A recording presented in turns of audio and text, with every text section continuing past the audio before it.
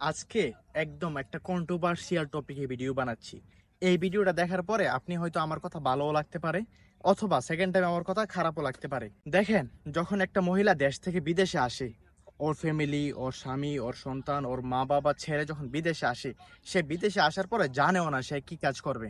আমরা পুরুষ, আমরা দেশ থেকে প্রবাসে আসি, আমাদের একটা অপরিচিত অবস্থায় থাকি, আমরা কোনো না কোনো ভাবে এই পরিবেশের সাথে খাপ খাওয়িয়ে ফেলতে পারবো। কিন্তু আপনি যখন একটা মহিলাকে দেশ থেকে বিদেশে আনতেছেন এবং একটা দালালের মাধ্যমে, আপনি কিন্তু জানেনও না আপনি আপনার স্ত্রী, আপনি আপনার মেয়েকে কোথায় পাঠাচ্ছেন। প্রথম অবস্থায় বাংলাদেশের বেশিরভাগ দালাল আনাল মিনকুম মাফি, ইয়ানি কি বলতেছি, তাদের থেকে অভিশপ্ত কিছু নাই।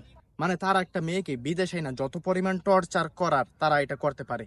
বেশিরভাগ মানুষ, বেশিরভাগ দালাল বিদেশ আনার পরে একটা মেয়েকে ওই যে বিভিন্ন ধরনের খারাপ কাজে লিপ্ত করায়, এটা তো করাই। তারপরে মাসের পর মাস রুমে বন্দি রাখে। তারপর বুঝতেছেনি, আমি সব মেয়েদের কথা বলতেছি না, কিন্তু বিশেষ কিছু মেয়েদের কথা বলতেছি, অথবা কিছু দালালের কথা বলতেছি, তারা এটাই করে। একটা মেয়ে নতুন বিদেশ আসার পরে সে না কিছু চিনতে পারে, না সে কোথাও যাইতে পারে, না সে দুইটা পাঁচটা মানুষের সাথে কথা বলতে পারে। সো তাকে দালালরা রুমে বন্দি রাখে, তাকে দিয়ে যা কাজ করানোর করায়, যা ইচ্ছা তা করায়।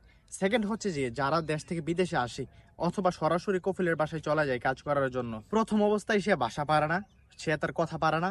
এবং আমাদের বাংলাদেশে যে রান্না করা হয়, বাংলাদেশে যে কাজ কর্ম করা হয়, বিদেশের কাজ ঠিক তেমন না। তাদের রান্না বান্নার ধরন আলাদা, তাদের খাবার দাবারের পরিবেশ আলাদা, তাদের চলাফেরার পরিবেশ আলাদা। সো সবকিছু আলাদার সাথে মানে খাপ খাওয়াই নিতে তার অনেকটা কষ্ট হয়।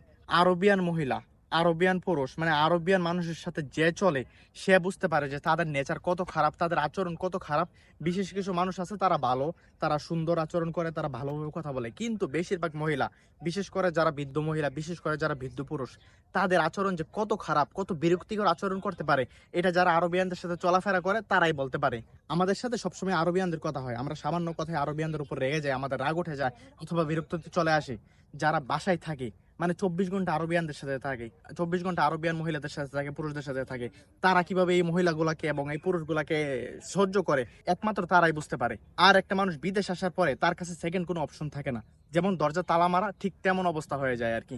না সে দেশে যাইতে পারে, না সে কারো কাছে অভিযোগ করতে পারে, না সে কাউকে বলতে পারে বিষয়গুলো। আর যদি কোনো খারাপ ফ্যামিলিতে পড়ে, তাইলে তো অবস্থা আরো খারাপ। মানে ফ্যামিলির বাবা, ভাই, বা সে ফ্যামিলি যদি পুরুষগুলা থাকে তারা যদি খারাপ হয়, তখন অবস্থা আরো শোচনীয় হয়। সো আপনার মেয়ে, আপনার স্ত্রী, আপনার আত্মীয় স্বজনের মধ্যে যাকেই বিদেশ পাঠাচ্ছেন, আপনি বিশেষ করে কাজ করার জন্য তাদের দিকে খেয়াল রাখবেন, ঠিক আছে? যাদের বিদেশ আসা ছাড়া সেকেন্ড কোনো অপশন থাকে না, তাদেরটা ঠিক আছে। কিন্তু যারা রঙ্গে রঙ্গে মানে ইচ্ছা মতো বিদেশ আসেন, তারা বিদেশ না আসাই উত্তম। আর আমার সেই পুরুষগুলোর কথা ভেবে লজ্জা হয় যে ফ্যামিলিতে পুরুষ থাকার পরে, বাপ ভাই স্বামী সন্তান থাকার পরে, মানে একটা মহিলাকে বিদেশ আসতে হয়। তো আপনার আত্মীয় স্বজনের মধ্যে মহিলাকে বিদেশ পাঠানোর আগে নিজে একবার ভাবুন। আর যদি কোনো পুরুষ চান যে তার স্ত্রীকে বিদেশ পাঠাবেন, নিজে আগে আত্মহত্যা করুন, তারপর আপনার স্ত্রীকে বিদেশ পাঠান। ধন্যবাদ, ভালো থাকবেন। ভিডিও ভালো লাগলে মানুষকে দেখার সুযোগ করে দিবেন, শেয়ার করে, এবং ভিডিওটিতে লাইক কমেন্ট করতে বলবেন না। মাসসালামা।